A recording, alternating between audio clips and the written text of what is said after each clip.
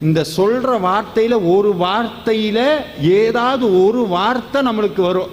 இன்னொன்னு சொல்றேன், நீங்க பூஜை அறை இருக்கு பாருங்க, வேல் வச்சு பூஜை பண்றீங்கல்ல, அந்த வேல் வச்சு பூஜை பண்றீங்கன்னா எப்பவும் ஒரே மாதிரி அலங்காரம் பண்றது, அந்த சாமிக்கு தண்ணி வைக்கிறீங்க, நெய்வேதியம் வைக்கிறீங்கல்ல, நெய்வேதியை இடது பக்கம் வைக்கிறேன்னா இடது பக்கம் தான் எப்பவும் வைக்கணும், வலது பக்கம் வைக்கிறேன்னா வலது பக்கம் தான் எப்பவும் வைக்கணும், மாற்றக்கூடாது. ஏன் சார் அப்படியேனா? அது பழக பழக பழக அந்த காட்சி சொப்பனத்தில் வரணும். வந்தா சாமி பேசுறாருன்னு அர்த்தம். அதை தெரிஞ்சுக்கிறதுக்கு நமக்கு டைம் ஆகும். அப்படி சொப்பனத்தில் வந்துருச்சு அப்படின்னா கெட்டியா பிடிச்சிக்கணும், அந்த மந்திரத்தை விடவே கூடாது.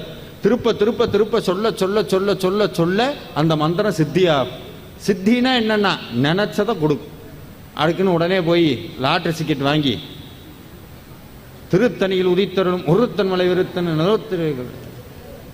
என்னன்னா உண்மையாலுமே இந்த வாழ்க்கைக்கு எது தேவையோ அதை சாமி கொடுக்கும்.